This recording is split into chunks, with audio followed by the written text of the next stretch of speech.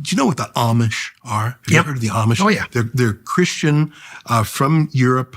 They speak German amongst themselves. They're like the Mennonites in Alberta. Yeah. They're very old-fashioned. They don't use modern technology at all. They don't drive. They don't have electricity. They don't have smartphones. They're farmers, very poor, and they keep to themselves. And they're pacifists. That's another thing to know about them. They do not want to engage in any disobedience. They keep to themselves. They're reclusive. There's a lot of them in Pennsylvania, and there's a lot of them in Ontario.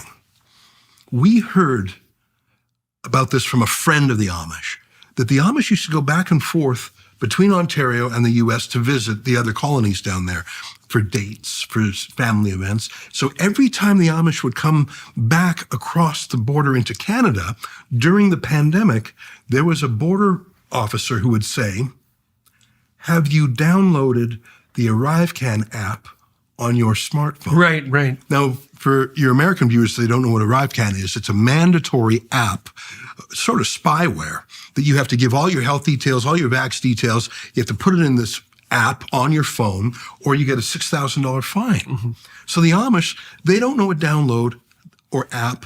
They know what a smartphone is. They just don't have them. ArriveCan. So they would go, every time they would come back to Canada, every single person, including children, would get a $6,000 fine. Oh, I didn't know that. Oh, yeah. Hundreds of thousands of dollars. But they're not on the internet. They're not on phones or faxes. They're really cut off.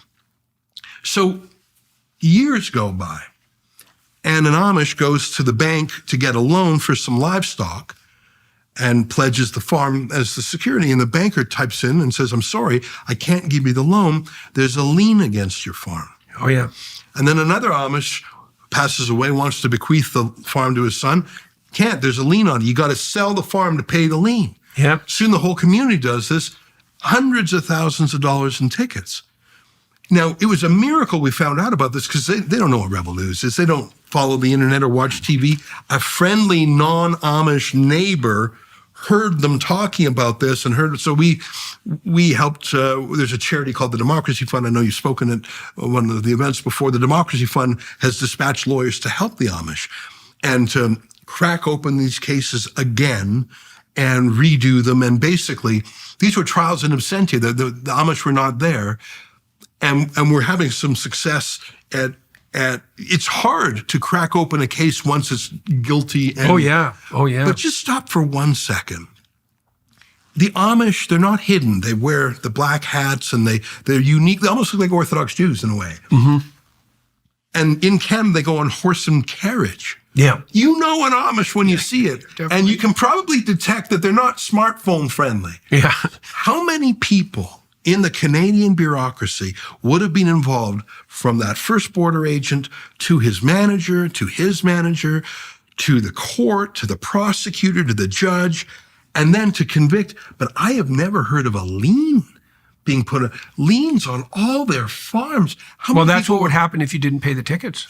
I haven't met anyone else in the country who has had that happen to. Oh, I see. Oh, okay. For an ArriveCan app, yes, that is the ultimate way that the government gets their money. I've just never heard of that in the country. How many people were involved from that first Wasn't time? that the same ArriveCan app that the Liberals paid $45 million for, and Indeed that it some was. team of hackers built over a weekend for $350? Indeed it was. Yeah, that ArriveCan app. But not one person, there must have been 100 people involved.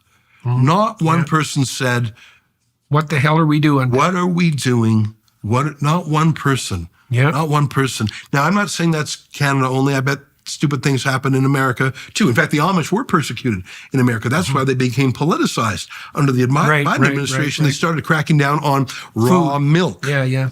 And I think that the Amish realized their way of life was in jeopardy. And so a very un-Amish thing to do was they became political. And you probably saw the footage also of these horses and carriages with the Trump flags. Yeah.